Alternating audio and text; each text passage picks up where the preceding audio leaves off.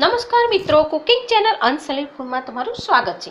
રોજ નવી નવી રેસીપી શીખવા માટે ચેનલ અનસોલિડ ફૂડને સબસ્ક્રાઇબ કરો અને બાજુમાં આપેલા બેલ આઇકોનને પ્રેસ કરો, જેથી અમારા નવા અપડેટ સતત તમને મળતા રહે। આજે આપણે ઝટપટ બની જતું અને ખૂબ જ ટેસ્ટી લાગતું કેળાનું શાક બનાવીએ। સૌથી પહેલાં કઢાઈમાં 2 ચમચા તેલ ગરમ કરવા મૂકી દો। એમાં જીરું એડ કરો। જીરું તડતર થાય એટલે હળદર એડ કરી દેવાની। હવે તેમાં કેળા મિક્સ કરી લો। કેળાને હળદર અને જીરામાં મિક્સ કરી લેવાના છે।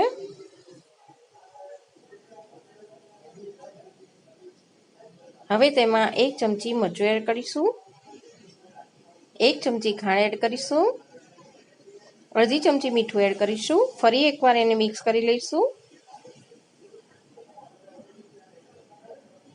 કેળા ગળ્યા હોય છે અને આપણે તેમાં ખાંડ પણ એડ કરી છે, તો એમાં થોડી ખટાશ નાખવી જરૂરી છે। તો અહીંયા તમે અડધું લીંબુ નીચોવી શકો છો, અથવા તો 2 ચમચી દહીં પણ નાખી શકો છો। આપણે દહીં નાખીને કેળા બનાવીશું।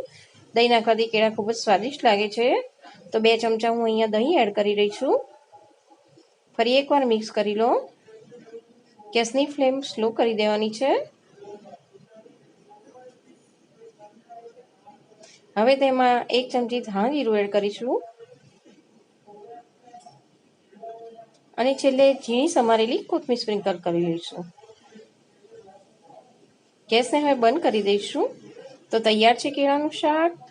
જીરાથી વઘારીને તમે એને ઉપવાસમાં ફરાળી પૂરી કે મોરિયા સાથે એન્જોય કરી શકો છો, કે પછી ચોમાસામાં પણ ઝટપટ બની જતું કેળાનું શાક ખૂબ જ સરસ લાગે છે। કેળા કેલ્શિયમથી ભરપૂર છે, એને અવશ્ય ખાવા જોઈએ। તો એન્જોય કરો કેળાનું શાક।